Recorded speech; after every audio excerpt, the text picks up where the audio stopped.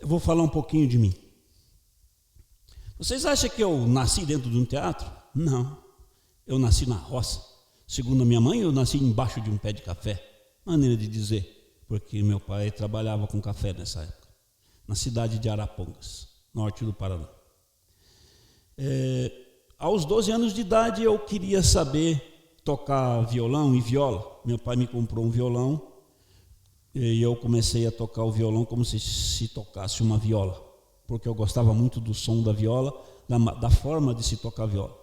Mas não tinha ninguém para me ensinar, eu tive que me virar sozinho através de um método que eles me mandaram junto com o instrumento. Ou seja, tudo começou dessa forma. Mas era num lugar no meio do nada, ou seja, onde a gente não conhecia teatro, não conhecia música, não conhecia dança, não conhecia absolutamente nada, a não ser a escola que a gente tinha que estudar e mais nada. O tempo foi passando, a gente vai crescendo, eu apaixonado pelo cinema, para vocês terem uma ideia. Eu era louco por filmes de comédia. Eu ficava o tempo que eu podia, lógico que eu trabalhava durante o dia, mas à noite, todos os tipos de filme de comédia que tinha eu assistia ali naquela época, com Jerry Lewis, muita repetição de filmes do Carlitos, do Charlie Chaplin, Mazzaropi, os Trapalhões, que eram gente nacional, gente do Brasil, e todos os tipos de comédia, Oscarito e Grande Otelo. E eu falava, eu quero esse mundo para mim. Eu quero esse mundo para mim. Mas de que forma? Eu morava num... Quem conhece Cruz Maltina, norte do Paraná, não, perto de Faxinal, acho que é norte do Paraná, lá mais, está mais para o centro do Paraná um pouco. É uma cidadezinha pequenininha, e fora que ainda eu morava na roça, um pouco mais longe, um pouco mais distante. Como que eu ia fazer isso? Aí então, o primeiro curso que eu fiz na minha vida, gente, foi pelo Instituto Universal Brasileiro, um curso por correspondência. E não tinha vídeo nessa época, não. Os cursos nessa época era por escrito, era no papel.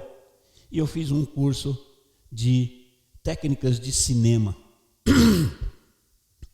onde eu aprendi como que funcionava uma iluminação de cinema, como que funcionava uma captação de áudio de cinema, como que funcionava uma moviola, equipamentos que eram usados no cinema naquela época. Estou falando em 1982. Não existia equipamento digital, não existia nada. E eu não conhecia nada de teatro ainda.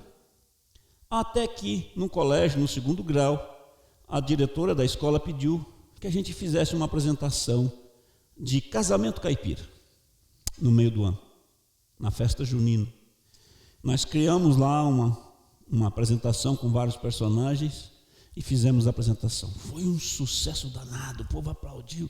Eu nem sabia que isso aqui tinha funcionado ou não tinha funcionado, porque eu nunca tinha feito, foi tudo como autodidata. Ou seja, a gente não sabia se estava certo, se estava errado, o que estava certo, o que estava errado. Tudo bem. Foi passando, em 83 eu entrei num grupo de teatro, aí a gente mudou de cidade, entrei num grupo de teatro na cidade de Arapongas, dirigido pela Claudete e supervisionado pela Nite Jacon, que nada mais é do que a idealizadora e criadora do Festival Internacional de Londrina, que durou aí por 40 e tantos anos.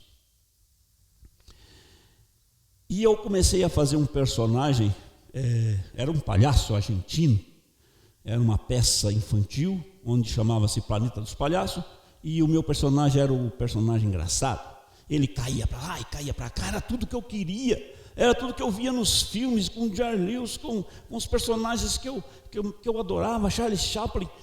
E eu comecei a fazer aquilo, eu falava, gente, é esse mundo que eu quero. De novo, eu bati com a cara no vidro, né? Porque o teatro tinha um grande vidro na frente e disse, não vou conseguir viver disso, essa cidade é muito pequena, não tem como eu sobreviver dessa forma.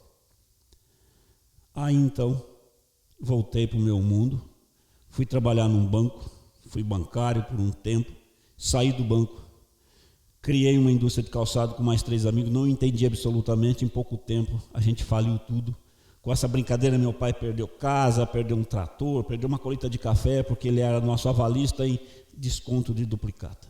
Isso tudo porque a gente não conhecia esse mercado, não conhecia esse mundo do calçado, e também porque o Brasil passava numa crise louca na época, com esses planos de financeiros que aconteciam um atrás do outro, então a gente se desandou tudo. Foi nessa época, 1987, que um colega nosso, que trabalhava num Teatro Vianinha de Arapongas, botou tudo a perder quando ele ligou todo o equipamento do teatro em 220 e as lâmpadas naquela época era tudo 110 e ele queimou tudo. A doutora Nitz pegou, mandou essa pessoa embora e o teatro ficou sem ninguém.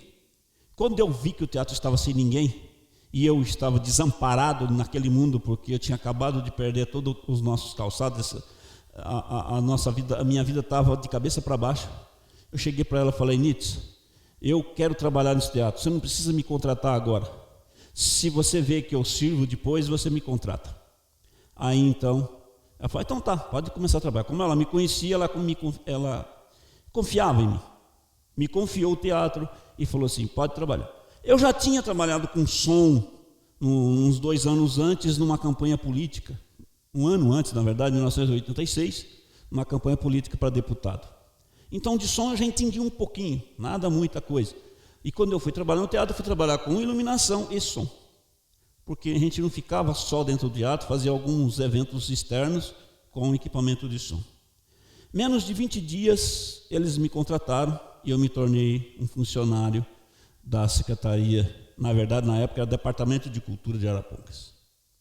E aquilo, para mim, foi a glória.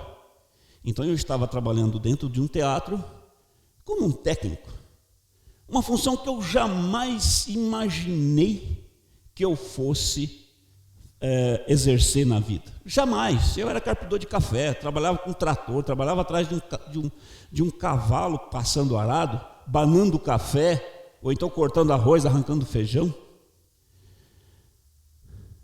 E eu era um técnico, não conhecia quase nada e fui aprendendo. E eu fui estudando. Aí ela me levou para os festivais ali em Londrina, e eu comecei a ajudar em festivais e aprender com gente da Alemanha, aprender com gente da Itália, aprender com gente de fora, outros tipos de linguagens de iluminação, de formas de você ligar equipamentos, de resolver alguns problemas. E como a gente comecei a trabalhar num teatro pequeno, onde os equipamentos eram bem escassos, tanto de som quanto de luz, você acaba tendo que descobrir coisas diferentes para fazer os espetáculos acontecerem, então você vai se tornando expert naquele assunto.